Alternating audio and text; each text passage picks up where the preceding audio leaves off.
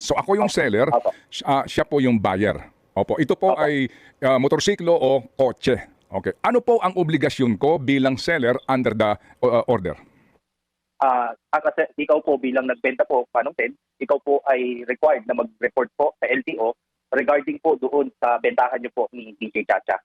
Okay, mag-report ako sa LTO na ibinenta ko yung aking motor vehicle dito kay Chacha at ako yung magsusumite ng mga dokumento tulad ng Yung ORCR po ng sasakyan, yung deed of sale po, tapos ID po ninyo at ni DJ Chacha. ako po yung magre-report nito sa pinakamalapit na LTO office, hindi doon sa pinagrehistoran po ng aking sasakyan. Opo, pwede po sa pinakamalapit po na LTO office at pwede rin po ito via online submission. Okay.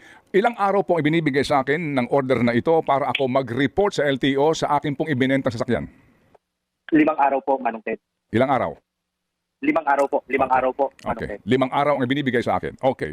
At kapag hindi po ako nakapag-report nito sa takdang panahon o totally po hindi ako mag-report, ano po ang penalty sa akin? 20,000 po, Manong Ted. 20,000 ang ipapataw sa akin na multa. Opo, Manong Ted. Okay. Kapag hindi ako nag-report nito sa LTO na ibinenta ko ang aking sasakyan. Opo. Sige. Opo. Okay, doon muna tayo ha. Si Chacha po na bumili ng aking auto. At meron din siyang kopya po ng aking driver's license, ID ko at ng deed of sale. Opo. Ilang araw po naman, ano po ang nakatoka sa kanya?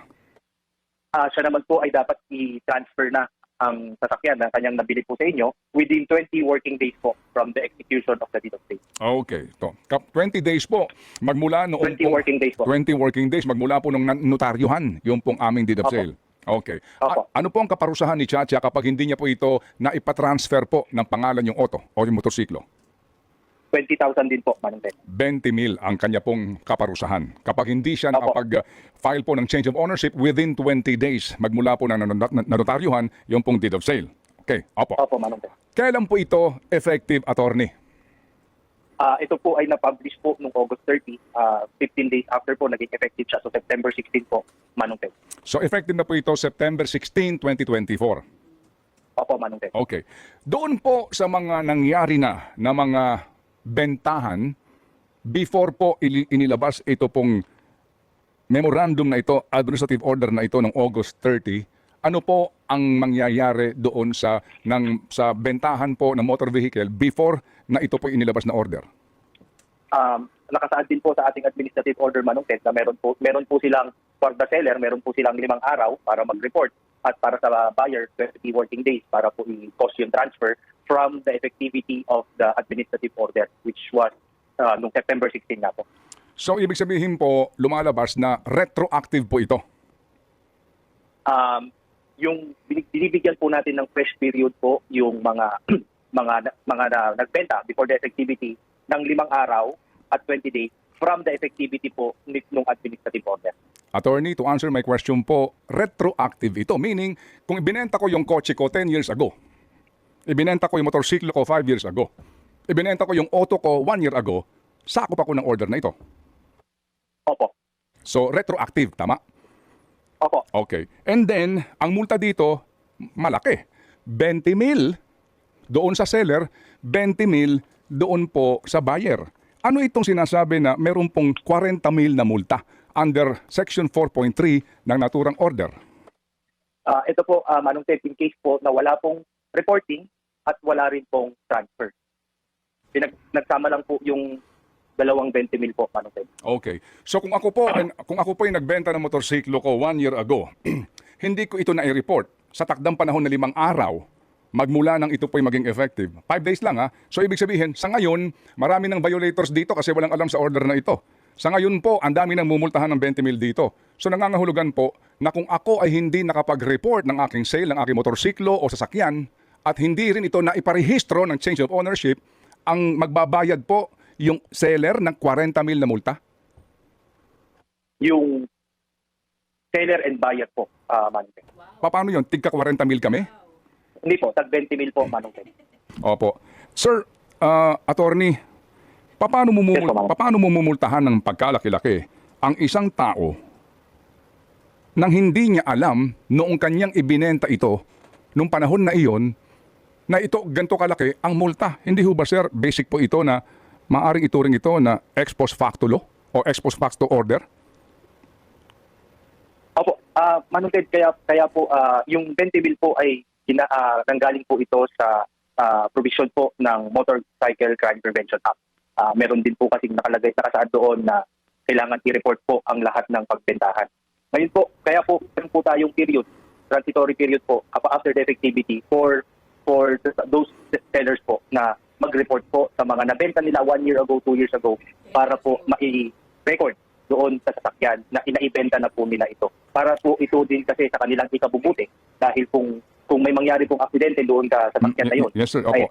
I mentioned that already, attorney. Yung purpose nga nito, wala ho tayong question sa magandang adhikain. Pero kung ang pinagbabasehan po ng 20 mil, attorney, na multa ay doon sa Motorcycle Crime Prevention Act na ito na binabanggit nyo, ba't kasama dito yung motor vehicles na mga sasakyang kotse at ilang pang sasakyan? Opo, Manong Ted, this is to synchronize po yung magiging requirement po ng mga bentahan, mapa-motorsiklo man po o mapa-sasakyan man po. Opo. Pero kung 20 mil ay may pinanghuhugutan kayong batas tungkol doon sa mga motorsiklo, ano ang legal basis mo na para patawan mo rin ng 20 mil na multa sa nagbebenta ho naman ng kotse? Saan ho nyo hinuhugot ang legalidad doon? Ito po ay under naman po sa 4136 na sa Land Transportation Code na may kapangyarihan po ang ating Assistant Secretary to issue rules and regulations regarding one of them is regarding the transfer of ownership po. Opo. Naintindihan po natin yung poder ng ASEC, ng LTO chief to issue po orders, para po nga sa maayos po ng paparehistro. Pero bakit po 20 mil? Bakit hindi 1,000? Bakit hindi 2,000? Hindi ho ba ito masyadong exorbitant o sobrang laki po ng multa? Kasi po, Manong Ted, yun nga po, para sa motorsiklo po, nakasaad na po doon sa batas na 20 mil. So, we just synchronize po yung, para parehas naman po ang penalty ng motor at ng motor vehicle po, Manong Ted. Okay. So, kung sakasakali po, meron kayo binabanggit na kaninyo ay grace period. Saan po sa provision ng order na ito nakalagay yon? Nasa Section 5 po, Manong Ted, yung transitory period po. Opo. Saan po particular dito? Kasi ang sinasabi lang po dito ay yung pong 5-day for reporting and 20 working days para po sa transfer of ownership. So, kaya nga po kung binenta ko yung sasakyan ko po 1 year ago, kung magkukumahog ako ngayon ditong iparehistro ito, lampas na po itong 20 days na ito kasi October 21 na po ngayon eh. Opo, Manong Ted. Andun po sa may dulo po ng 5.1, yung 5-day at 20-day working period shall comment from the effectivity of the administrative order. Correct sir. You just mentioned that. August 30 po ito na ilathala sa UP Law Center. So bigyan mo ito ng 20 days. Alright? Ngayon po kasi October 21 na. So sobra-sobra na po ito. Ibig sabihin, kapag ako ngayon ay pupunta sa LTO, dala ko yung deed of sale ko 2 years ago, 3 years ago, at i-report ko sa inyo, bayad pa rin ako ng 20 mil sa inyo. Case to case po, Manong Ted, kung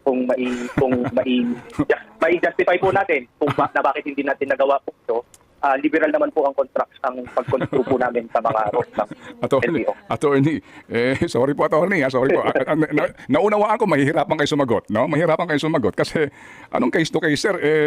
Malinaw dito. Wala naman nakalagay dito na late reporting will be dealt with case-to-case basis. Wala po naman, sir. Di ba? Kaya po ang tanong namin, sir, dito, nagkaroon ba ho ng konsultasyon dito bago ho kayo mag-issue ng ganito pong medyo, again walang question sa adhikain. Walang question po sa inyo pong gustong mangyari, reforma, walang question. But the end does not justify the means perhaps. Kung ganito po na ang lalaki ng multa and then retroactive pa. Walang sinasabi dito na ito po effective lamang lahat ng sale prospective. Dito ho 10 years ago sakop ka pa nito eh. Even 20 years ago sakop ka pa nito, sir eh. Nagkaroon ba ho ng consultation, sir, dito? Opo, Manong Ted, ito po katulad nga po ng inyong nabanggit yung ating intention po dito. Marami po kasing nahuli, maraming mga magka-problema po sa amin na wala po sa pangalan po nila yung kanilang mga daladalang sasakyan o motorsiklo po. Opo. And ito nga po yung problema na matagal na pong nararanasan natin na marami pong hindi nagkukos na transfer. Yes sir, yes sir. Oo nga po. Kaya- Hindi sir. Oo nga po sir. Wala na ho tayong question doon. Sarado na ho tayo doon sir. Totoo po ang magandang adikain nito. Ang punto lang po namin, bakit po ito retroactive at bakit po ang laki ng multa? Kasi po kung ako, ngayon ko lang nabasa to, ako ngayon ko lang nalaman ito eh. Kung hindi pa ho nabalita. At marami ho nga nakikinig ngayon sa atin, hindi rin po alam ito. So kung magkukusa kami, pumunta sa LTO, bawat auto na binenta namin, sa kasaysayan namin ng pagkakaroon ng auto, 20,000 bawat isa yon. Opo, ganun na nga po, Manong Ted. Oh, wow. Kasi marami po, Okay, katulad sige. po, marami Sige po, ito po attorney ha. Ganun nga daw mangyayari. Ito attorney ha. Ano itong magiging penalty? Kasi ang sabi dito, no? Alright, kapag daw ho hindi mo ito nasunod, no? Yung reportorial, yung pag-report mo na ibinenta mo yung auto mo. Kapag hindi mo rin ito nairehistro, ang sinasabi dito, no? The LTO shall cause the appropriate alarm tag on the said motor vehicle or motorcycle and the driver's license of the seller or his authorized representative. Ano ibig sabihin po noon? Anong ibig sabihin noon? Anong mangyayari po? Opo, kapag nga nalaman ng LTO na hindi mo na i-report yung pagbebenta mo ng kotse mo at ikaw magkakaroon ng alarm tag doon sa kotse, okay na yon kasi bahala na yung seller doon, yung buyer doon, pero yung lisensya nung may-ari, anong gagawin po kapag nakatag? Katulad din po ito sa sasakyan, Manong Ted. Kapag naka-tag po o naka-alert po yung lisensya, hindi rin po sila makakapag-transact sa amin sa LTO. So kung due na po for renewal, doon po makikita na meron nga po ibinenta na sasakyan na hindi po na inilipat doon sa pinagbentahan niya. Okay, So, so pag nag-renew po siya ng lisensya, malalaman po niya ito na meron po siyang dapat ginawa na hindi niya po ginawa.